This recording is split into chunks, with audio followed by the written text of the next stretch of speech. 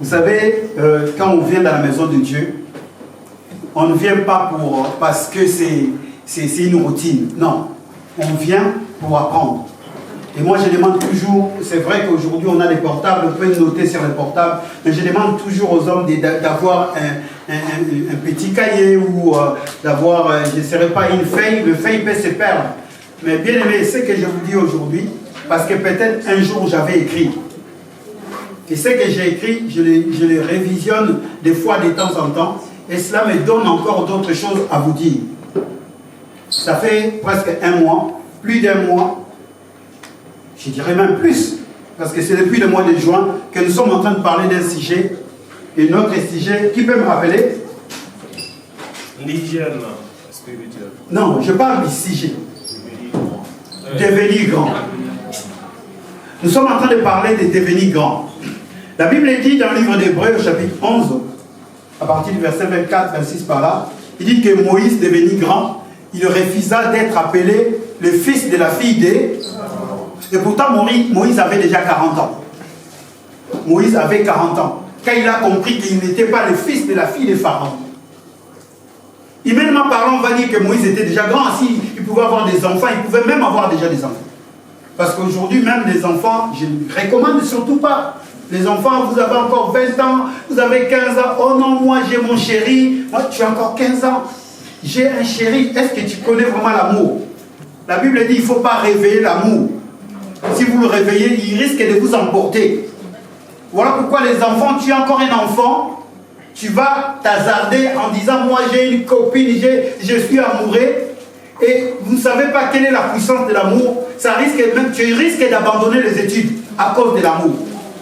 L'amour demande des personnes matures, des personnes qui sont capables maintenant de pouvoir avancer, parce que l'amour, il est plus fort que la mort. Alléluia. Or, la mort, quand elle vient, elle vous prend. L'amour aussi, quand elle vient, elle vous prend. Ma femme, elle est là. Quand l'amour nous a pris, bien aimé, je ne vous dis pas. Je ne vous dis pas. On n'avait même plus peur des parents. On sait qu'à 21h, les portes sont fermées, mais à 22h, on est encore ensemble. Elle va falloir escalader les murs. Et là, le papa, il est derrière les murs et il attend. Parce que la porte était déjà fermée et moi derrière je le pousse à monter les murs. Ma femme, tu me pardonnes. Ça c'est l'amour. C'est pour cela, bien aimé, l'amour c'est tellement fort. Si tu n'es pas encore grand, ne commence pas. Amen, amen. On est en train de rigoler, mais je suis en train de communiquer quelque chose de puissant. Il y a, c'est vrai, différents types d'amour. Ok? Mais cet amour-là que je suis en train de parler, chacun de nous est en train de comprendre. Cet amour éros-là, l'amour que non, j'aime cette fille, j'aime ces garçons. Attends le temps. Quand tu vas devenir grand, à ce moment-là, tu seras capable de te maîtriser. Amen, amen. Amen. Et il n'y a pas plus longtemps, la semaine passée, nous avons parlé du combat spirituel. Et notre thème combat spirituel, on l'a pris par rapport à l'hygiène de la vie spirituelle. Parce que comme nous avons l'hygiène de la vie, il y a des personnes chez eux, tu ne verras même pas une poussière. Non pas parce qu'ils sont allergiques, mais simplement parce qu'ils ont une hygiène extrême. Or, l'hygiène même de la vie donne envie. Vous allez chez quelqu'un, vous avez envie de vous asseoir par terre. Mais vous allez chez d'autres personnes, quand vous arrivez, vous avez envie de sortir de suite. Vous rentrez dans la cuisine, vous n'avez même pas envie de boire avec le gobelet de la cuisine. Et pourtant, la personne a lavé ses verres, il a lavé ses assiettes. Simplement parce qu'il n'y a pas une hygiène, ça ne fait pas agréable de vivre. Alléluia. Et le Seigneur fait que nous puissions avoir aussi une hygiène dans la dimension spirituelle. Parce que Dieu est saint, et Dieu veut voir tout homme, toute femme saint devant lui. Or, s'il n'y a pas l'hygiène de la vie spirituelle, on ne peut pas s'approcher de Dieu. Et cette hygiène spirituelle, bien-aimés, nous avons dit, c'est la manière dont nous nous comportons. Je ne peux pas revenir à tout ce qu'on a dit. Va simplement chez toi à la maison. Si tu as YouTube, tape ECVV, TV Nice, tu verras toutes les prédications en ligne. Le dimanche passé, nous avons parlé pourquoi l'hygiène. Parce que l'hygiène de la vie nous permet à résister contre les diables. C'est ça qu'on appelle les combats spirituels. Aujourd'hui, beaucoup des assemblées, beaucoup des hommes de Dieu On fait de ces termes, même, je dirais, une doctrine. Ce n'est pas une doctrine. Amen, amen. Oh non, nous sommes des combats spirituels. Non, le combat spirituel, c'est pour tout enfant de Dieu. Amen. Alléluia. Amen. Et dans ces combats-là, bien aimés, ce n'est pas que nous allons combattre, nous allons attraper les diables comme souvent on a l'habitude. Bon, maintenant on va les lier, maintenant on va les piétiner. Maintenant, il y a même des personnes qui prennent des mortiers. Il dit prenez les mortiers, il faut prendre les pieds, il faut les piler. Écoutez-moi bien, si un jour, moi il m'arrive des fois de rester seul à la maison, mais dès il n'y a personne, hein, mais dès que vous attendez simplement une assiette bouge. Les yeux commencent à s'éparpiller comme ça. Dès que vous voyez une silhouette, juste une silhouette, l'impression, même il n'y a personne, quand vous êtes seul, il y a des impressions qui arrivent. Vous regardez derrière comme si quelqu'un passait. Au nom de Jésus, maintenant, vous allez combattre le diable lui-même en personne. Jusqu'à le piler. Jusqu'à le piler. Est-ce que nous nous comprenons? Ce n'est pas ça le but. Les combats spirituels, c'est d'abord nous. Alléluia. Les combats spirituels est une vérité. C'est une réalité. Parce que nous combattons les esprits mauvais. Nous combattons les autorités, les dominations. Nous combattons le pouvoir qui sont dans ce monde des ténèbres. Parce que la terre, c'est tout ce qui renferme, c'est un monde des ténèbres. Voilà pourquoi Dieu dit, vous êtes la lumière. Parce que la terre, c'est les ténèbres. Et ces esprits-là, on ne les voit pas. Une personne qui mange avec toi, tu l'appelles ami.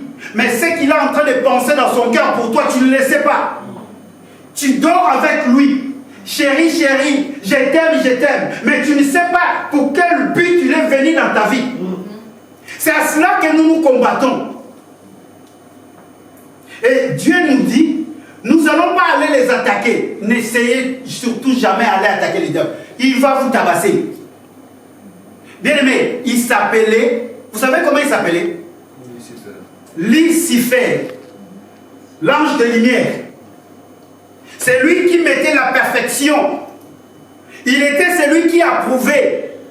Dieu lui a donné un pouvoir. Il a un pouvoir. On ne lui a pas arraché son pouvoir. On lui a juste précipité.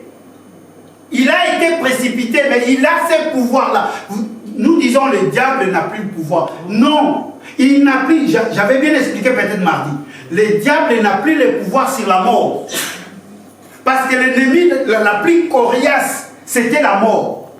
Voilà pourquoi ces jours-là, quand le diable s'est présenté devant Dieu, il dit, Dieu, tu as vu, et Dieu lui pose la question, tu as vu mon serviteur Job?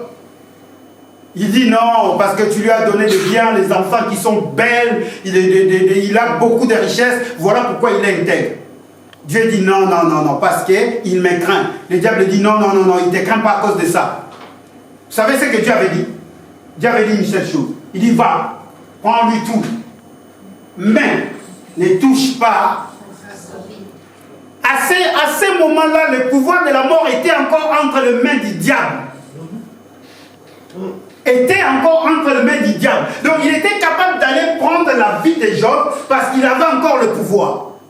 Et c'est lui qui est venu pour nous racheter de ces pouvoirs de la mort. C'est lui qui est venu nous enlever de ces pouvoirs de la mort. Il s'appelle Jésus-Christ de Nazareth. Alléluia. Mais le diable, il a toujours son pouvoir par la ruse. Bien aimé, la ruse, c'est un pouvoir. Quelqu'un qui est avec toi, il est en train de te sonder, par la ruse, il veut savoir ta vie pour te déstabiliser. C'est une manière de pouvoir te déstabiliser. C'est un pouvoir. Et nous, aujourd'hui, bien aimés, nous devions résister contre tout cela. Amen, amen. Est-ce que quelqu'un est là? Amen. Dans tes prières, ne dis pas qu'aujourd'hui, je vais me lever. Ma décision aujourd'hui, c'est je vais aller combattre les diables. Non. On n'en a que faire de lui. Nous sommes en train de marcher pour aller au ciel. Mais si dans notre route, il se présente, nous aussi, nous avons un pouvoir. Amen. Maintenant, le pouvoir que nous avons, c'est plus fort que ce que le diable a. Amen. Alléluia. Parce que Dieu l'a dit. Hein. Paul le dit, c'est lui qui vit en moi est plus fort que celui qui vit dans ce monde. Donc, les enfants de Dieu, n'ayons plus peur. Nous avons un pouvoir, simplement nous ne savons pas comment l'exercer. Parce que la peur de foi, parce que le problème nous submerge, parce que des fois on voit la réalité. La réalité, ce n'est pas la vérité. La réalité est qu'aujourd'hui tu es en train de souffrir, tu manques l'argent, mais la vérité est que Dieu t'a donné la vie. Amen. Parce que par rapport à la vie que tu as, même si aujourd'hui tu n'as rien, mais demain les gens peuvent s'étonner. Les gens peuvent même se dire, mais ouf, mais il a fait quoi? Il a touché au fétiche ou quoi? Alléluia.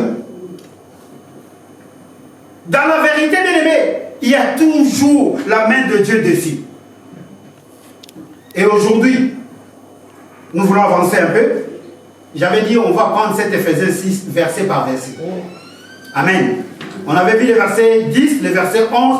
Maintenant, nous allons prendre notre verset 13. Si tu veux écrire ce matin, mon petit sous-thème, écris les armes du combattant.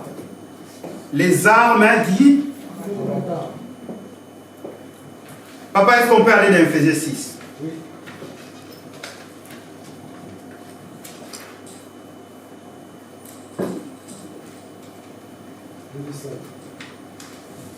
Si on peut lire.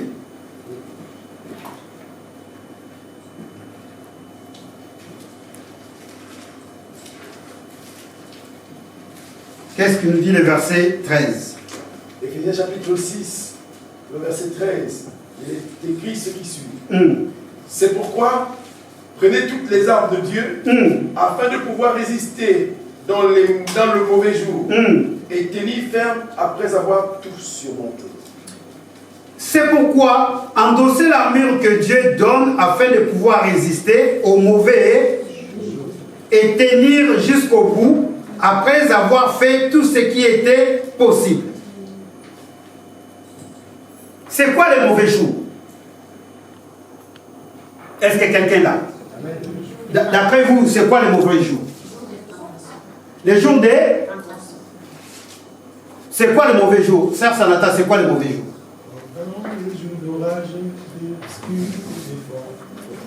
Vous savez, quand on lit la Bible, essayons de prendre... Quand on voit un mot, essayons de s'attarder à un mot qu'on n'arrive pas à comprendre. Essayons de chercher, ça veut dire quoi? Je vous donne un devoir. Quand vous rentrez à la maison, cherchez c'est quoi les mauvais jours. Parce qu'il arrive des fois, le matin, tu es joyeux. Le matin, tu t'amuses. Arrivé vers 17h, quelqu'un t'insulte. Est-ce que ça a été un mauvais jour? Le jour des épreuves. Ça t'a dit le jour des épreuves. J'attends la réponse des frères Adolphe. Et lui, il est passé, il est bac plus 20. Son excellence. Son excellence. Le mauvais jour, bien aimé, c'est le temps dans son ensemble. Ça peut être le temps dans son ensemble. La Bible dit que nous sommes dans les derniers temps. Le temps où le diable est en train de sévir. Donc ça veut dire quoi? Le matin, tu peux être heureux, heureuse. Lundi, mardi, mercredi, tu peux te jouir. Arrivé vendredi, il y a quelque chose qui se passe. Ça détruit même le lundi, le mardi et le mercredi. Donc le temps dans son ensemble que nous sommes en train de vivre sur la terre, c'est un mauvais jour. Tout le temps que nous vivons, c'est un mauvais jour. Voilà pourquoi Dieu nous dit de rester ferme. De faire le tout possible jusqu'au bout. Sinon Dieu allait dire simplement reste ferme le lundi, le mardi tu peux te relaxer. On doit rester ferme jusqu'au bout. Alléluia. Le mauvais jour peut être aussi un jour, peut être aussi une heure, peut être aussi une seconde. Une seconde peut être un mauvais jour. Tu étais bien, mais juste une seconde, ça bouleverse tout. Comme la tentation, il tient, vous voyez vraiment que non, je suis prêt à céder. Il y a des jours où, même quand on prie, il y a des jours où on n'arrive plus à prier, où on n'arrive plus même à regarder le pasteur, où on n'arrive même plus à dire pardon à quelqu'un, où on n'arrive plus à pardonner. Ce sont des mauvais jours. Quand cela arrive, bien aimé, prends courage et essaye d'endosser les armures de Dieu, les armes du combattant. C'est pour cela que Dieu dit, endosse les armes du combattant. Prends les armes pour résister aux mauvais jours. Les armes que nous avons, Voilà pourquoi j'ai dit non pas pour aller combattre les diables. Alléluia. Est-ce que quelqu'un peut regarder sa voisine et dire non, non pas pour combattre les diables? Non, nous n'avons pas à combattre les diables, nous. Nous avons, comme les enfants disent, nous avons que faire de lui. Mais nous avons à résister. Quand la tentation arrive, quand les personnes sont là pour t'amener à tomber, toi tu dois résister. Ce sont les armes, dans ma version on écrit les armures. Les armures, ce sont des armes défensives. Est-ce que quelqu'un a compris un mauvais jour, c'est quoi? Est-ce que quelqu'un a compris c'est quoi le mauvais jour? Le mauvais jour peut être 1 minute dans ta vie. C'est un mauvais jour. Ce n'est pas la journée entière, mais juste 1 minute qui arrivait dans ta vie, ça fait un mauvais jour. Voilà pourquoi on doit être prêt à tout moment. On doit être prêt à tout moment, car notre adversaire, le diable, rôde comme un lion, rugissant, cherchant qui dévorer. Mais quelles sont maintenant ces armures qu'on doit porter? Verset 14. Verset 14. Tenez donc ferme, ayant à vos reins la vérité pour ceinture, revêtez la cuirasse de la... On s'arrête déjà là. Parce que nous avons, vous voyez la première arme que nous avons. On nous dit, et quoi? La vérité. La vérité pour? La ceinture. J'ai essayé de voir un peu cela. Parce que d'habitude, quand on lit cet Ephésiens 6, nous allons prendre la vérité pour ceinture. Bien aimé, on est en train de faire, comment dirais-je, même pas une comparaison, mais on est en train simplement de faire, je peux dire ça une comparaison. Ok, je vais employer le mot comparaison. Ce n'est pas la ceinture en fait. Alléluia. Ce n'est pas de la ceinture qu'on parle. L'arme du chrétien, c'est la vérité. Alléluia. Ce n'est pas la ceinture. On est seulement en train de positionner la vérité comme ceinture. Alors, essayons maintenant de voir qu'est-ce que la ceinture. Qu'est-ce que la ceinture fait dans la vie d'une personne? Bon, les sœurs, vous ne portez pas beaucoup de ceintures aujourd'hui. Mais il y en a quand même des personnes, vous allez voir avec une belle robe, une ceinture dessus. La ceinture aujourd'hui, je parle d'aujourd'hui, est devenue comme un élément de mode, un supplément en fait. Pour faire beau, or, avant la ceinture, ce n'était pas ça. La ceinture, c'était quelque chose de capital. Alléluia. Voilà pourquoi on utilise la vérité comme ceinture. On dit que la vérité doit être portée comme ceinture. Parce qu'à l'époque, les combattants, les soldats, ils avaient des robes en fait. Les soldats portaient des robes. Dans l'époque romaine, tout ça, ils avaient des robes. Quand vous voyez les films, vous allez voir les combattants avec des robes. Et la ceinture leur servait pour pouvoir, avant, parce que quand le combat commence, chacun, il y a des balles qui sifflent, des flèches, chacun court de la manière dont il a la possibilité. Pour courir, il faut soulever un peu la robe. Pour que la robe ne tombe pas et que ça puisse vous entrelacer les pieds, vous allez soulever la robe et vous allez ceindre votre ceinture. Cela vous permet à bien courir. Alléluia. Est-ce que quelqu'un a compris? Si vous lisez Exode chapitre 12, verset 11, non 12 d'ailleurs même, vous allez voir là-bas, la Bible est en train de dire, vous allez manger l'agneau, vous allez le manger en saignant la ceinture. Pourquoi? Parce que c'était à la hâte, il devrait partir. Quelqu'un qui doit partir, il doit soulever sa robe parce qu'il doit partir. Rien ne peut l'empêcher de tomber. Donc la vérité, c'est une arme tellement efficace qui te permet de ne pas tomber. Qui te permet d'avancer. Alléluia. Donc un enfant de Dieu doit avoir la vérité pour qu'il ne tombe pas. Pour que dans le combat, qu'il ne puisse pas tomber, que rien ne puisse lui faire tomber. Parce que souvent, c'est les mensonges qui nous font tomber. Est-ce que nous sommes là?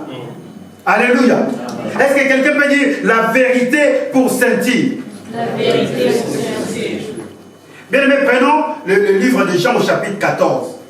Lisez à la maison, le verset 4 jusqu'à 7. Je vais juste illustrer. Vous connaissez ces histoires-là, déjà Jean 14 à partir du premier verset, Jésus est en train de parler et je vais m'en aller pour vous préparer une place, et si cela n'était pas ainsi, je ne vous dirai pas, tout ça. Jésus est en train de parler. Et il arrive à un moment, il dit, là où je m'en vais, vous connaissez les chemins. Thomas dit, non, mais attends, non. Seigneur, tu es en train de dire comme ça, mais déjà là où tu pars, nous ne connaissons pas. Jésus répond, il dit, vous connaissez les chemins, parce que c'est moi les chemins. C'est moi les chemins, je suis les chemins, je suis, ah c'est écrit là, là on peut tricher même. Je suis les chemins, la vérité est la vie. Mais pourquoi Jésus doit dire je suis les chemins? Pourquoi Jésus doit dire je suis les chemins? Parce que c'est la vérité repose en lui. Parce que c'est lui la vérité. Il dit je suis les chemins parce que tout ce qu'on a dit, tout ce qu'on a annoncé dans l'Ancien Testament se réalise à travers moi. Alléluia. Donc la vérité, ce n'est pas simplement ce que nous sortons de la bouche. La vérité, c'est ce que nous sortons de la bouche et quand cela s'accomplit. C'est ça la vérité. La vérité, ce n'est pas parce que j'ai dit la vérité. Aujourd'hui, je peux dire, bon, Pasteur Clément, je vais te donner 100 €. C'est la vérité, j'ai envie de te donner 100 €. Merci. Mais c'est pas aujourd'hui. Hein. Amen, amen. Amen. Bon, Pasteur Clément, je vais t'envoyer en Afrique. Merci aussi. C'est la vérité, j'ai ça dans mon cœur. Mais si cette parole-là ne s'accomplisse pas, ce n'est plus la vérité. Ce n'est plus la vérité. La vérité, quand quelque chose qui a été annoncé et que la chose s'accomplisse. C'est pour cela que Jésus dit, c'est moi qui ai la vérité. Le chemin, c'est moi. Parce que tout ce qu'ils ont dit depuis l'Ancien Testament, ça s'accomplit à moi. Donc Jésus pouvait affirmer que moi, je suis le chemin. Parce que la vérité nous sert de prendre le chemin. La vérité nous donne la capacité de marcher tranquille. C'est lui qui a la vérité en lui. Il marche tranquillement. Chez nous, on dit le mensonge est venu par l'ascenseur, mais la vérité vient toujours à pied. Il vient tranquillement, même si l'ascenseur monte vite. La vérité, vous savez, la vérité, quand il arrive, c'est pour cela qu'il dit je suis la vérité et la vie. La vérité amène la vie. Un couple qui a commencé dans les mensonges, le jour où la vérité va arriver, le couple va se disloquer.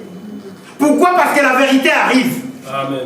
C'est lui le chemin en fait. Lui, il ne prend pas les raccourcis, il vient doucement. Même si le chemin est long. Bien aimé, je demande à un enfant de Dieu d'avoir la vérité en lui. Quelle est cette vérité? Quand il dit quelque chose, il faut que cette chose-là s'accomplisse. Au nom de moi, le Seigneur m'a dit, je ne quitterai pas cette assemblée. Il arrive juste le vent, tu quittes l'assemblée, tu es un menteur. Tu es un menteur. Parce que quand tu dis quelque chose dans ta bouche, il faut tenir ferme, il faut veiller à cela. Oh, est-ce que nous sommes là? Amen. Regardons maintenant combien de fois nous sommes des menteurs. Combien de fois nous avons été menteurs. Et quand tu es menteur, tu es maintenant dans les camps. Que Dieu te bénisse, pasteur. Là, tu te retrouves maintenant dans les corps de l'ennemi. Parce que lui, c'est le père des mensonges. Voilà pourquoi quand nous parlons, essayez de peser les mots. Essayez de voir, même si on est en colère, la Bible dit, tu peux te mettre en colère, mais ne pêche pas. Ne pêche pas par ta bouche. David est en train de demander, dit, Seigneur, pardon, donne-moi la capacité de ne pas pécher par ma bouche. Parce que quand tu pêches par la bouche, cela veut dire que tu es en train de proférer les mensonges. En ce moment-là, tu es dans le camp du diable. Tu es fils du diable. Qu'est-ce que nous sommes là? On a pris juste un exemple, la vérité peut être une ceinture. La justice également peut être une ceinture. C'est juste un exemple. Donc, la vérité ne reste pas seulement au niveau de la ceinture. On nous dit la ceinture parce que la ceinture, pour nous qui portons le pantalon, ça nous fait beau gars, oui. Mais ça nous fait aussi cette dimension de savoir que je soutiens les hauts et les bas. La ceinture soutient les hauts et les bas. La ceinture, elle est là pour soutenir le fondement. La ceinture, c'est le fondement. Elle est là pour... Nous, on appelle ça le fondement. Vous allez voir, je fais l'enfilage, là, parce que j'ai mis la veste. Si j'enlève la veste, vous allez voir, la ceinture, elle est là bien. Pour que le pantalon ne tombe pas, pour que la chemise aussi ne s'éparpille pas.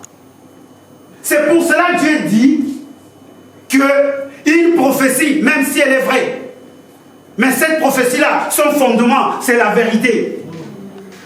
Une prophétie, même quelqu'un vous dit la prophétie, si cela n'arrive pas, si cela ne s'accomplit pas, c'est du mensonge. Alléluia. La vérité, c'est le fondement même des lois. La vérité, c'est le fondement des prophéties. La vérité, c'est le fondement de l'alliance. Vous savez, Dieu, quand il donne son alliance, parce qu'il y a la vérité dedans. Quand Dieu dit, je ne vous abandonnerai pas, Dieu tient sur sa parole. Il reste sur cette parole jusqu'à son accomplissement. Amen, amen. Amen. Est-ce que tu tiens sur ta parole? C'est ça l'arme en fait. Tenir sur sa parole. Quand tu donnes une parole. Parce que l'ennemi, qu'est-ce qu'il fait? Il va venir avec la parole. Mais sur cette parole, il va essayer de rentrer un peu, de mettre un peu, de distiller un peu les mensonges. Est-ce que nous sommes là? Amen. Est-ce que quelqu'un est là? Amen. Je dis bien, il faut savoir réaliser ce que ta bouche dit. Tu promets à quelqu'un. Bien mes frères, nous voyons simplement pourquoi on dit la promesse est une dette. Parce qu'on croit que c'est une vérité. Or la vérité, elle reste vérité. Toi tu promets à quelqu'un, tu ne réalises pas. Tu es un menteur. Aujourd'hui, beaucoup de nos dirigeants, on les traite de menteurs. Pourquoi? Parce qu'ils promettent tellement. Ils vont arriver au pouvoir, ils font de la démagogie. Il y a beaucoup de démagogues aujourd'hui dans le milieu des enfants de Dieu. Il vient, il vous dit des choses, il prend même la parole de Dieu. Voilà pourquoi un enfant de Dieu doit être capable de pouvoir vérifier la parole. Alléluia. Allons-y dans Luc 4 qu'on avait vu l'autre fois. Luc 4. Nous allons voir la vérité. Est-ce que je me fais comprendre? À la maison, lisez Ésaïe chapitre 11, verset 5. Et là, vous allez voir que Dieu dit, la justice, il prend la justice comme ceinture aussi. Donc, ce n'est pas seulement la vérité qui est comme ceinture. Lisez Ésaïe 11, 5. Dieu dit, il prend sa justice comme ceinture. Donc, ça peut changer. Mais ici, dans notre contexte, on nous dit de prendre la vérité comme ceinture. Amen, amen. Luc chapitre 4. Est-ce qu'on peut y aller? Le chapitre 4 Oui. de Luc. Homme de Dieu, si tu peux arriver là où Jésus est en train de discuter avec le diable. On l'a vu l'autre fois. Verset 6, je pense, ou 5. Nous sommes à partir du verset 3. Le verset 3. À partir du verset... Dès le commencement. Non, si on peut avancer, j'aimerais bien qu'on puisse prendre même à partir du verset 4. Verset 3 alors. Ouais, même 3. Le diable lui dit, si tu es fils de Dieu, ordonne à cette pierre qu'elle devienne du pain. Alléluia. Jésus lui dit, il est écrit, l'homme ne vivra pas de pain seulement. On continue. Verset 5, le diable l'ayant élevé, lui montra en un instant tous les royaumes de la terre et lui dit, je te donnerai toute cette puissance et la gloire de ces royaumes, car elle m'a été donnée et je la donne à qui je veux. Si donc tu te prosternes devant moi, elle sera toute à toi. Alléluia. Jésus lui répondit, il est écrit, tu adoreras le Seigneur, ton Dieu, et tu le serviras lui seul. Et le verset 9. Le verset 9, le diable le conduisit encore à Jérusalem, le plaça sur le haut du temple et lui dit, si tu es fils de Dieu, jette-toi d'ici en bas, car il est écrit, il donnera des ordres à ses anges à ton sujet, afin qu'ils te gardent. Alléluia. Amen. J'ai dit Alléluia. Amen. Vous savez ce que le diable est en train de dire là, c'est la vérité. Est-ce que vous savez que c'est la vérité? C'est écrit. Quand le diable dit il est écrit, il était aussi écrit. Mais dans ce qu'il était écrit là, il y a quelque chose que le diable a mis dedans. Une toute petite chose que le diable a mis. Psaume chapitre 91. Est-ce qu'on peut aller dans Psaume 91?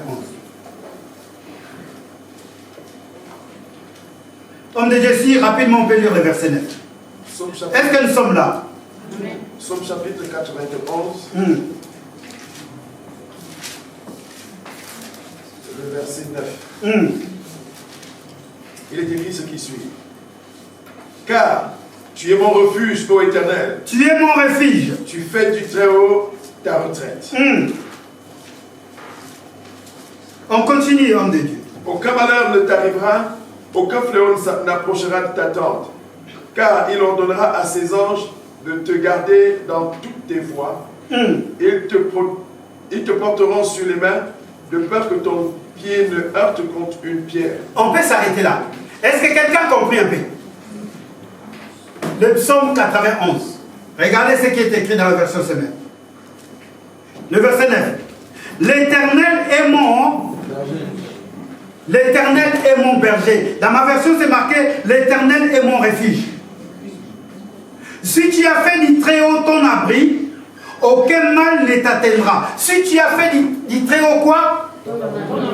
Aucun mal ne... Maintenant, regarde. Nul malheur n'approchera de ta tente où tu demeures, car il chargera ses anges de veiller sur tes chemins. Est-ce que là-bas on nous dit, si tu te lances du haut du temple, les anges vont te garder? Mais pourtant on dit que les anges vont te garder. Mais les anges vont te garder si tu fais de l'Éternel ton abri. C'est la parole de Dieu. Les anges vont te garder, les anges nous gardent. Mais les anges ne te gardent pas parce que tu vas sur le macadam, tu dis, moi les anges me gardent, je vais rester là, Dieu va me protéger, tu vas mourir. C'est ça la petite distillation du diable. Il met juste un petit truc qui te déstabilise. La vérité, ce n'est pas ça. La vérité, c'est que si toi tu fais de Dieu ton abri, ton refuge, les anges vont te garder. Mais si tu ne fais pas de Dieu, de ton abri ou ton refuge, les anges ne seront pas là pour te garder. Alléluia. Alléluia. C'était ça le problème. Il est écrit que les anges vont nous garder. Mais les anges nous garderont simplement si nous avons fait de Dieu notre refuge. Si Dieu n'est pas ton refuge, les anges ne sont pas là pour te garder. Amen. Tu es tout seul en fait. Alléluia. Amen. Et là, si toi, tu ne connais pas la parole, si tu ne connais pas la vérité, si tu n'as pas la vérité, tu dis oui, c'est vrai. C'est vrai, les anges vont me garder. Vous savez, aujourd'hui, beaucoup de personnes sont morts. Ils se retrouvent dans les tombes parce qu'ils ont défié Dieu. Voilà pourquoi Christ, quand il répond dans Luc 4, il dit, on ne tentera jamais Dieu. On ne va pas défier Dieu. On ne défie pas Dieu en disant que moi je suis... Vous savez, chez nous, au Congo, à un certain moment, il y avait des hommes de Dieu. Il a appelé beaucoup d'hommes, il dit, aujourd'hui je vais marcher sur le fleuve Congo. Ça c'est tenter Dieu. Même si tu as l'onction plus, on ne tente pas Dieu. On ne tente pas Dieu. Tu sais bien que tu as l'esprit de Dieu. Tu sais bien que tu es capable de pouvoir guérir les malades. Mais tu ne dois pas mettre une affiche, venez aujourd'hui, je vais vous guérir. Ce n'est pas ça. On ne tente pas Dieu. Tu sais bien que tu as les dons de guérison en toi. Mais tu ne dois pas écrire un panneau. Là, je suis en train de parler avec des pasteurs qui vont peut-être sur les réseaux sociaux m'insulter. Je suis prêt à écouter les insultes. On ne tente pas Dieu. Non. Avec Dieu, ce n'est pas l'automatisme. Tu peux avoir un esprit de Dieu, tu peux avoir la capacité de guérir, mais tu pries pour une personne, la personne n'est pas guérie. Or, aujourd'hui, quand vous allez voir les affiches, jeudi miracle, est-ce que le mardi, c'est pas miracle? Le mardi, c'est pas miracle? Le lundi, c'est pas miracle? Prière des combats, et les autres prières, c'est nul? Non. Notre combat, c'est de connaître la vérité. Notre combat, c'est de marcher avec la vérité. Quand tu as la vérité, frère, quand tu as la vérité, même si on t'a insulté, il y aura un jour où les gens vont témoigner. Rien n'échappe à la vérité. Je veux que quelqu'un puisse mettre ça dans la... Rien, même si ça dure 20 ans, rien n'échappe à la vérité. Est-ce que quelqu'un peut dire rien n'échappe à la vérité? Si tu as la vérité, garde-la. Ne tombe pas, ne panique pas. Si tu sais que tu n'as pas volé, reste tranquille. Je n'ai pas volé, je n'ai pas volé, je n'ai pas volé, c'est tout. On va te prendre, on va te mettre en prison, je n'ai pas volé. On va même dire, on va te tuer, je n'ai pas volé. Tu restes dans cette optique-là. Là, tu es en train de défendre la vérité. Alléluia. Et le diable, si on peut le combattre, ce n'est que par la vérité. Alléluia. Parce que lui, il n'apporte que les mensonges. Il n'apporte que les mensonges. Vous allez voir vraiment l'envie de mentir. Les enfants, il ne faut jamais mentir. Est-ce que les enfants, vous êtes là? Oh, les enfants, vous êtes là? Les enfants, il ne faut jamais... Hein? Là, les parents, ils pensent qu'ils ne mentent pas. Les parents ne mentez pas, surtout vous les parents. C'est vous les premiers menteurs. Les parents que nous sommes, les grandes personnes que nous sommes, le premier menteur, c'est nous. Et nous disons, nous sommes enfants de Dieu. Comment vous allez combattre les diables? Si vous avez les mensonges, lui, il a les mensonges, qu'est-ce que vous allez combattre? Il faut avoir la vérité pour combattre. Il faut avoir la vérité pour combattre quoi? Très important. Nous allons prendre notre deuxième arme. Homme de Dieu, est-ce qu'on peut lire?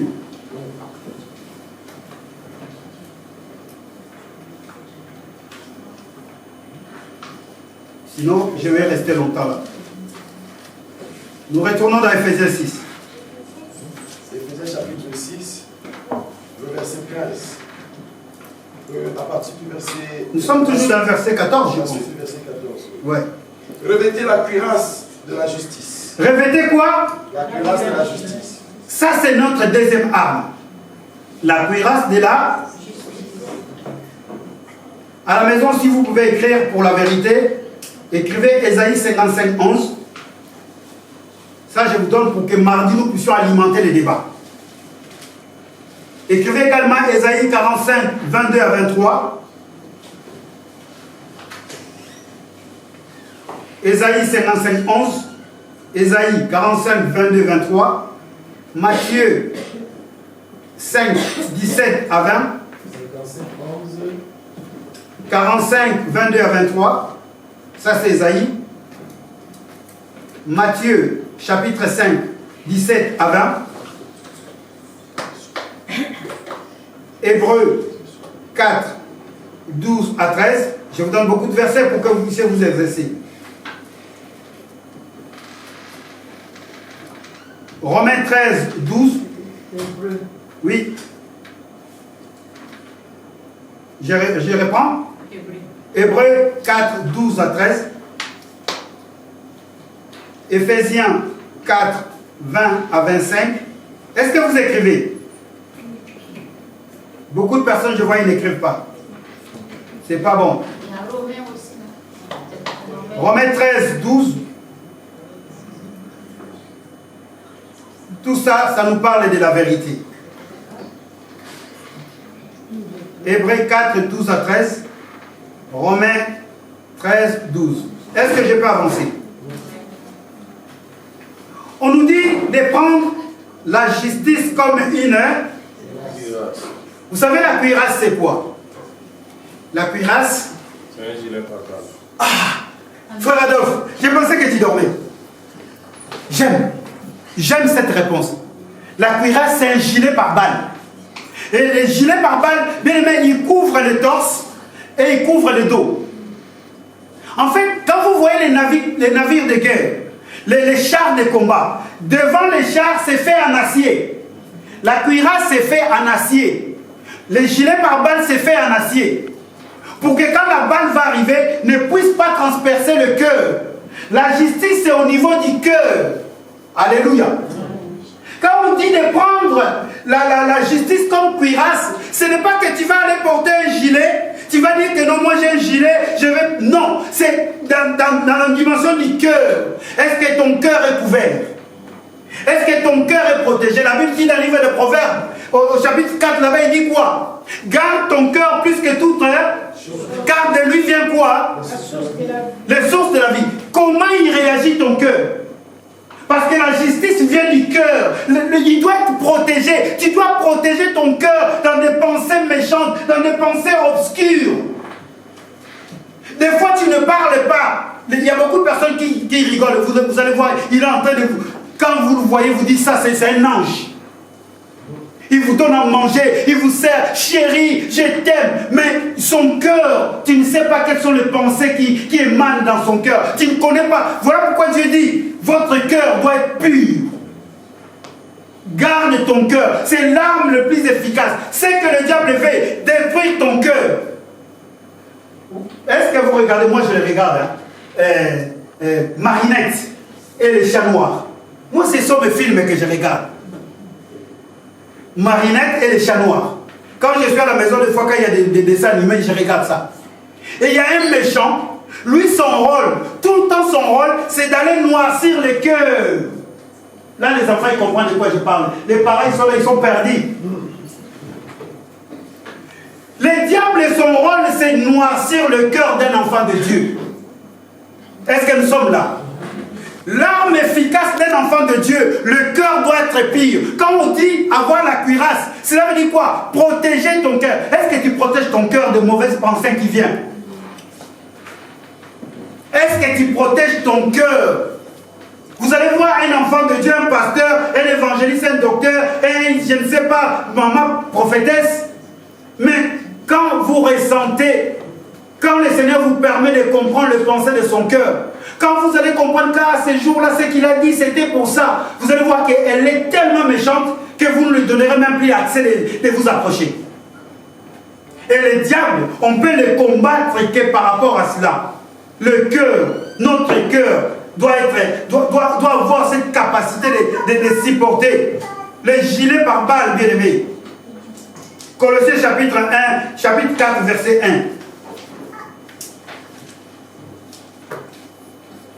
Nous avons l'autorité. Homme de Dieu, est-ce qu'on peut lire Colossiens 4, 1?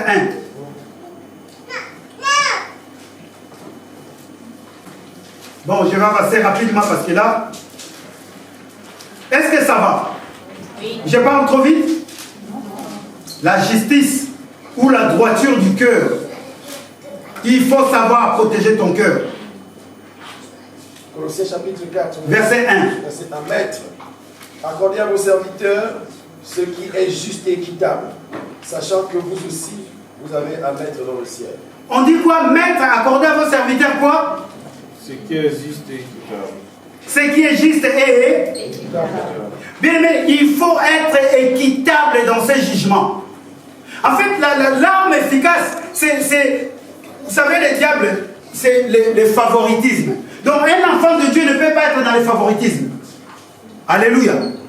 Un enfant de Dieu ne peut pas être dans le favoritisme. Un enfant de Dieu doit être équitable. Un enfant de Dieu doit être droit. Un enfant de Dieu, la force d'un enfant de Dieu pour lutter contre l'ennemi, c'est la droiture. Voilà pourquoi aujourd'hui, beaucoup de personnes sont combattues parce qu'ils sont droits. Regardez bien, quand vous êtes droit, les gens vous prennent pour un moins que rien. Les gens vous prennent comme un naïf.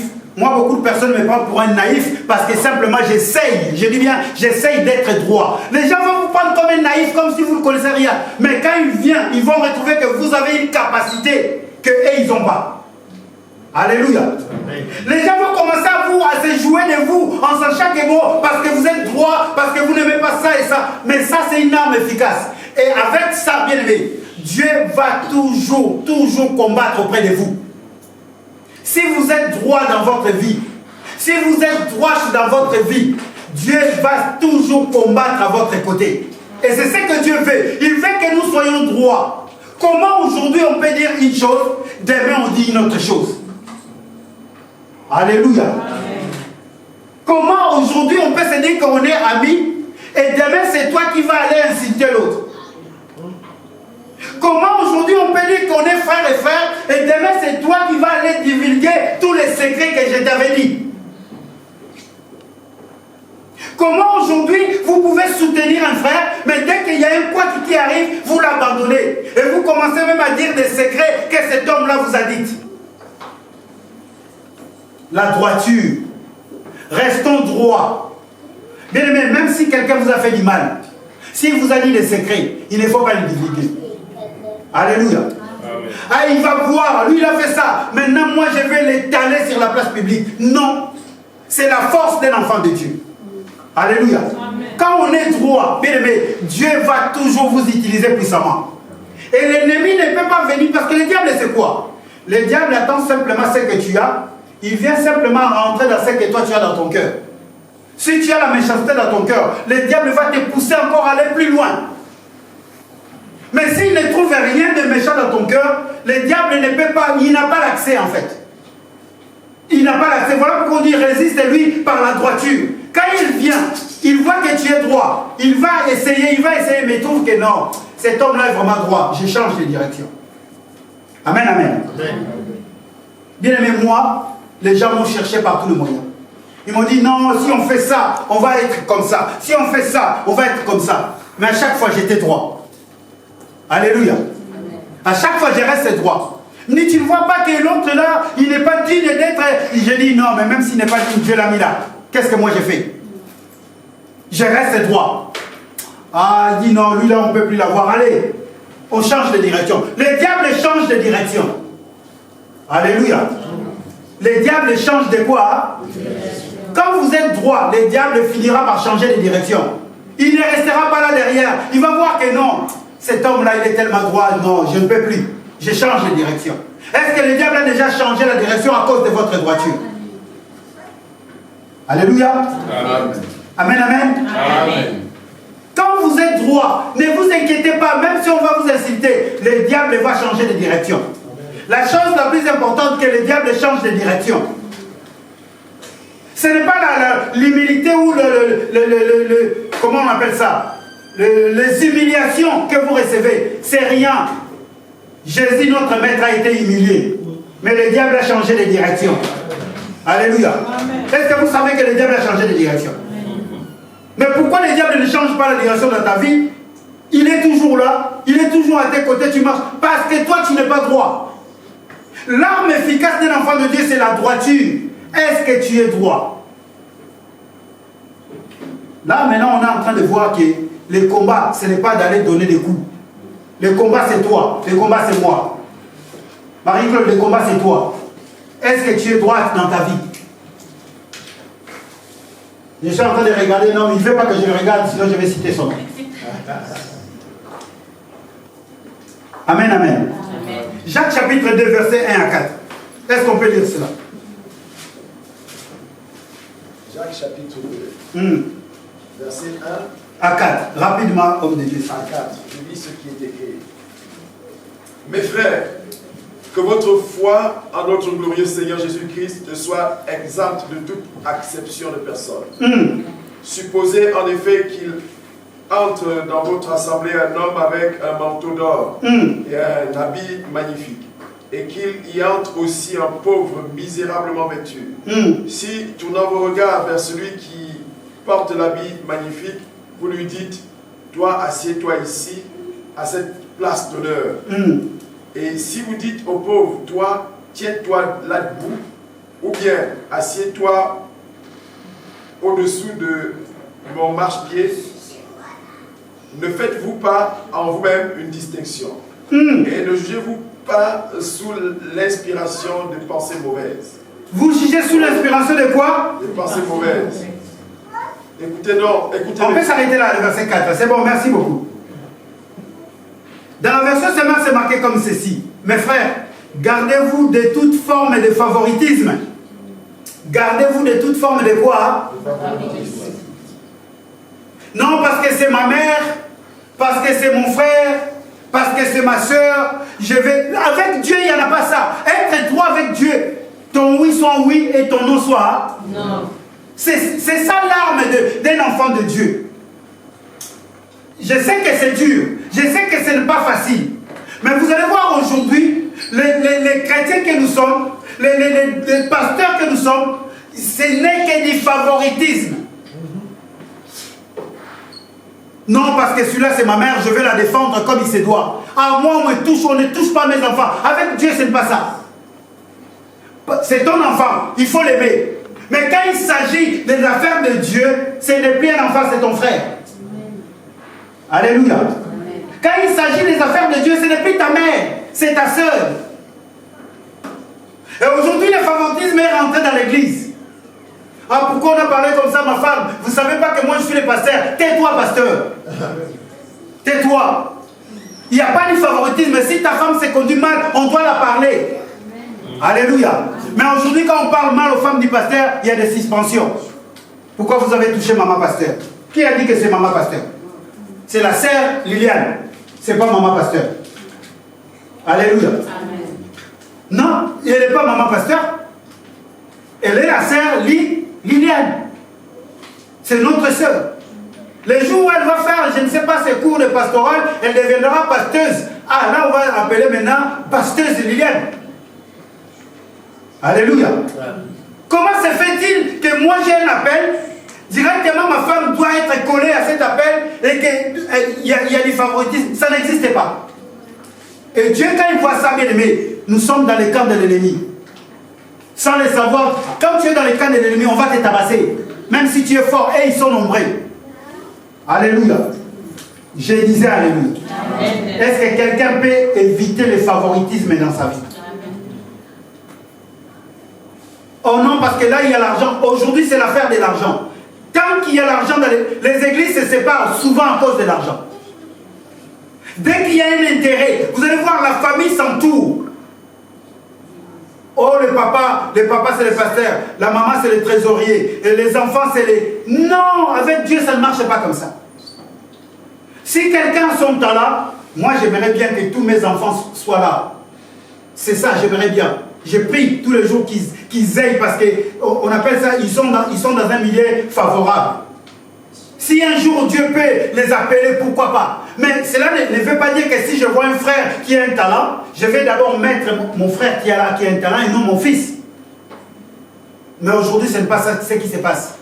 Nous allons le soutenir parce que c'est notre enfant. Non! On soutient quelqu'un parce qu'il a un appel de Dieu. On soutient quelqu'un parce qu'on voit que cet homme-là, Dieu l'a appelé. On ne le soutient pas parce que c'est mon enfant. Non! Non! Ça, c'est du favoritisme. Et de telles personnes n'ont pas la droiture en eux. Or, nous voulons des personnes de droit. Des personnes qui sont droites. Alléluia. Je disais Alléluia. Est-ce qu'à la maison, vous pouvez lire Colossiens 3, 8 à 11?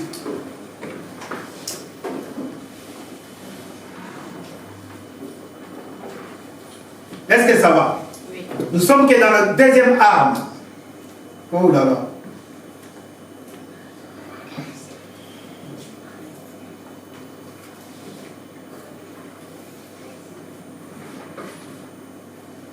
Je vais essayer de prendre le troisième arme.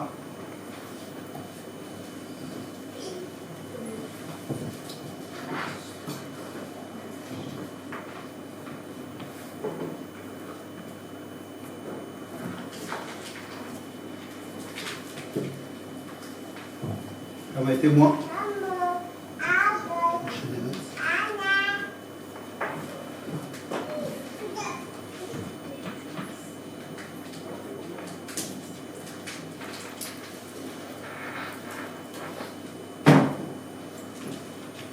Homme de Dieu, on peut continuer à lire, on revient dans notre livre d'Éphésiens 6, 15. Voilà. Éphésiens 6, verset 15, la troisième arme. Mettez pour chaussure à vos pieds le zèle que donne l'évangile de paix. Alléluia. Mettez à quoi? Pour chaussure à vos pieds le zèle.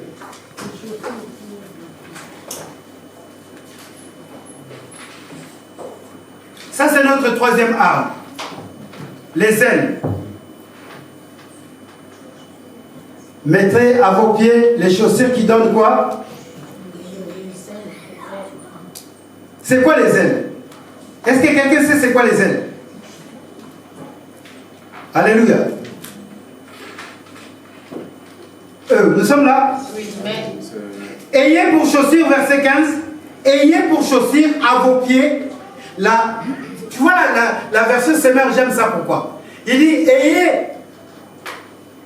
pour chaussure à vos pieds la disponibilité à servir la bonne nouvelle de la paix. En fait, les ailes, c'est la disponibilité.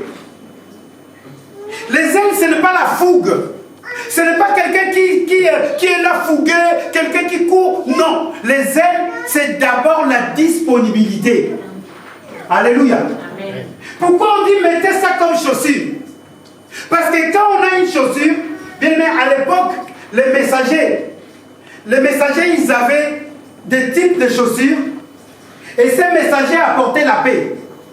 En fait, quand ils marchaient, les gens connaissaient les types de chaussures que les messagers portaient. Et quand vous allez, à l'époque, il n'y avait pas de macadam, hein, c'est du sable.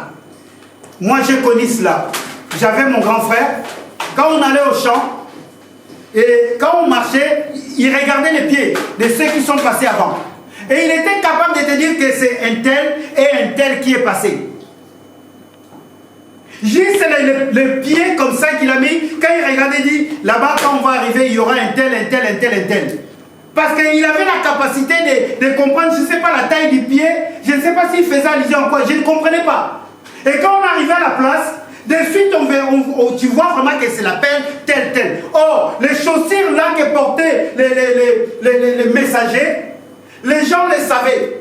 Et leur pas, quand il y avait leur pas, ça laissait des traces. Et quand toi tu passes par là, tu sais que ça c'est les chaussures du messager de paix. C'est lui qui apporte la paix. Donc c'est par rapport aux marches, par rapport à la manière dont tu marches avec la parole de Dieu. Les ailes, c'est la manière dont tu marches par rapport à la parole de Dieu.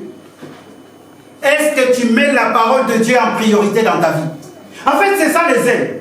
Les ailes, ce n'est pas d'avoir 10 000 versets. Les ailes, ce n'est pas d'être... Tu trouves quelqu'un directement, tu parles du Seigneur. Non. Les ailes, c'est la capacité de s'asseoir, de réfléchir, de dire comment je vais avancer. Est-ce que j'apporte la paix ou j'apporte le malheur? C'est ça, avoir les ailes du bonne nouvelle. Alléluia. On va prendre un verset qui va nous éclairer. C'est vrai, David dit dans le livre de Psaume 69, les ailes de ta maison, mais... Ça, vous lisez ça dans Psaume 69 à partir du verset 8. Mais je vais prendre un autre verset. Allons-y dans Luc 14. Homme de Dieu, est-ce qu'on peut aller dans Luc 14? On va voir c'est quoi les ailes. Luc chapitre 14. Il fait chaud, hein? Pourtant.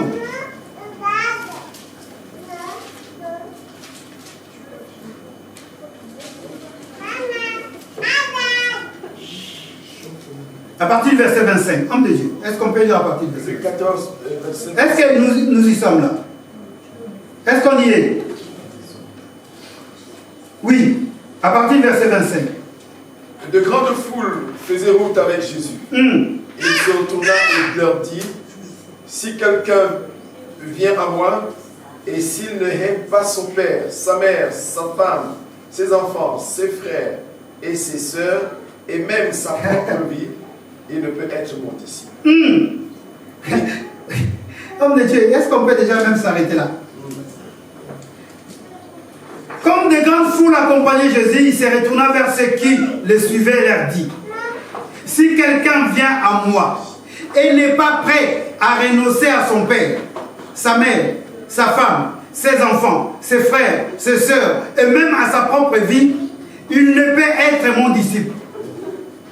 Celui qui ne porte pas sa croix et qui ne me suit pas ne peut être mon disciple.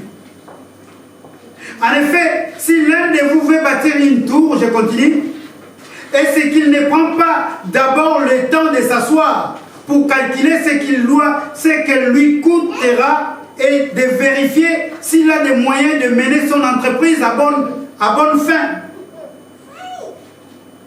Est-ce que quelqu'un a compris? Oui. C'est ça les ailes. Les ailes, c'est être capable à cause de Jésus, dire à ta femme, dire à ton père, dire à ta mère, papa, je t'abandonne parce qu'il y a la cause de Jésus. Alléluia. C'est ça les ailes en fait. Les ailes, c'est la capacité, la disponibilité de se dire que non, moi là, la priorité c'est Jésus. La priorité, ce n'est pas mon travail, même si je vais aller travailler, mais la priorité, c'est... Bon, je vais dire une chose. Aujourd'hui, nous sommes dans un pays, là où le dimanche, on travaille. Ce n'est pas mauvais, c'est très bien.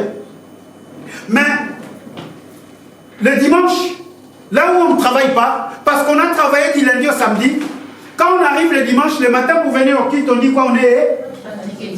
C'est vrai, on est fatigué. Moi, je dis, c'est vrai, on est fatigué. On a travaillé du lundi au... Bon, le lundi, quand on travaille, on n'est pas fatigué? Les mardis, on ne va pas au boulot. On y va. Oh. Non, mais moi je me suis posé cette question. Les lundis, quand on travaille, on n'est pas fatigué. On est fatigué. Et les mardis, les matins, on n'y va pas. On y va. Les ailes du travail. Parce qu'on sait qu'on va gagner. Alléluia. Je suis en train de parler des choses, vous voyez ça comme si simple. Mais posons-nous des questions. Les lundis, tu es vraiment fatigué. Comme si les matins, tu ne vas pas te réveiller. Mais les matins, à 5h du matin, tu dis, ah, Moussalo au père. En français, j'ai traduit, c'est travail aussi. Mais tu te lèves, tu t'en vas quand même. Amen. Moi, des fois, j'appelle mon frère. Comment tu vas? Il me dit, pasteur, là, j'arrive même pas à tenir debout. Mais il est au travail.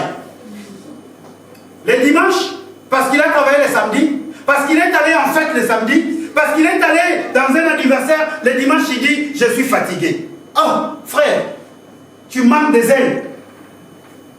Et là, l'ennemi va te combattre parce que tu manques des ailes. Il sait qu'à cause du travail, tu te lèves toi-même en état fatigué, tu y vas. Mais pour le Seigneur, tu te reposes. Il va te donner encore du repos. Il va faire en sorte que tous les dimanches, tu dis, toi, en toi-même tout le temps, je suis fatigué. Et pourtant, le lundi, le mardi, tu vas au travail. Alléluia. Et là, tu es combattu en fait. Toi qui cherches le combat, non, parce que je n'ai pas.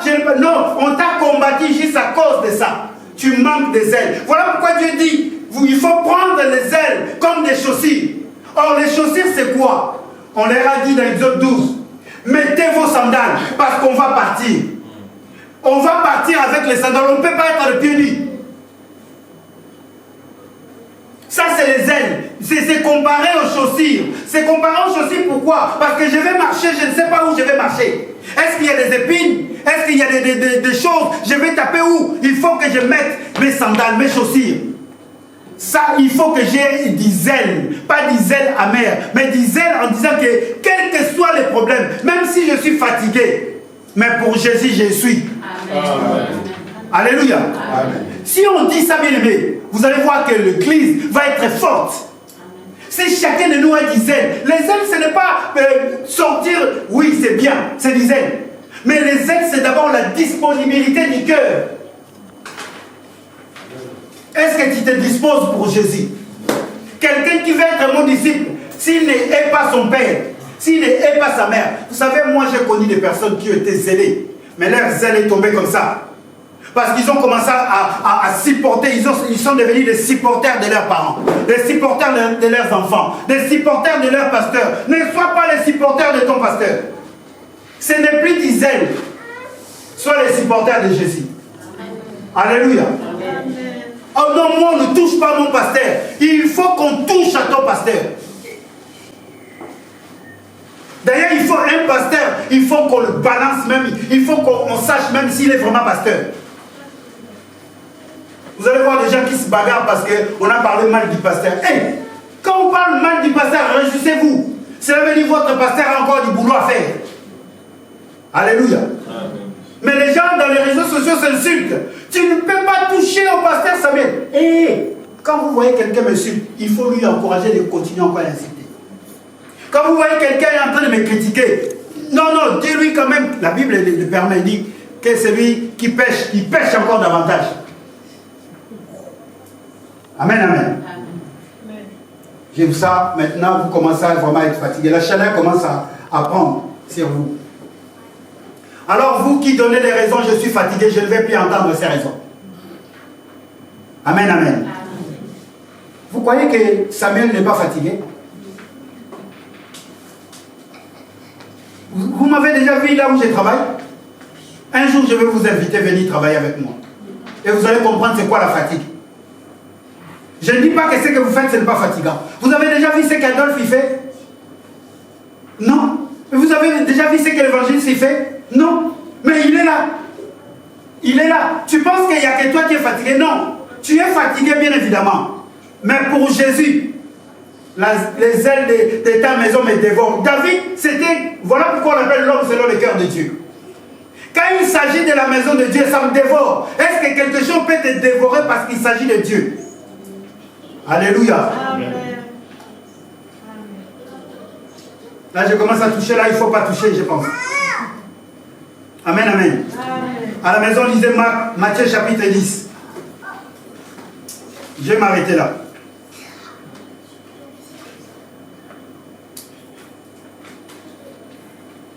Matthieu 10, 34 à 39. On va se tenir là.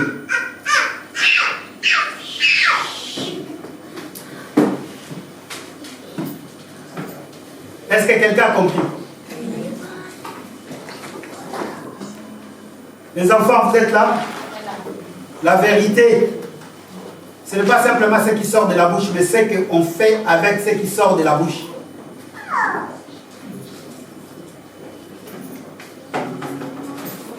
Non, non, chérie, quand tu vas venir aujourd'hui, je vais te préparer du saumon fumé. Si tu ne prépares pas du saumon fumé, ce n'est pas la vérité. Alléluia. C'est du mensonge simplement pour attirer ton chéri d'être là à l'heure. Et ça, c'est du mensonge.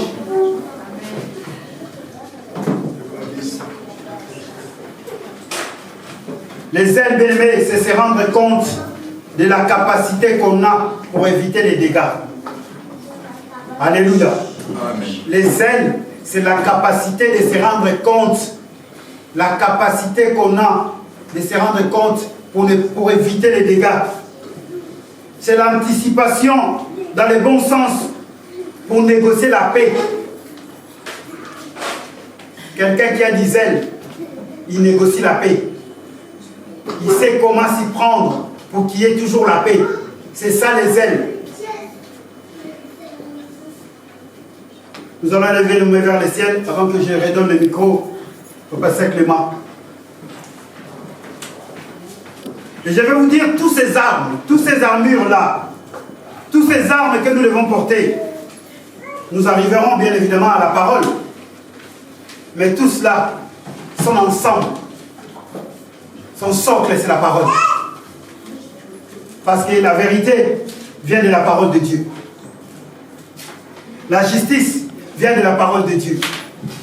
Les ailes également viennent de la parole de Dieu. Voilà pourquoi Dieu disait à Josué, médite la nuit et jour.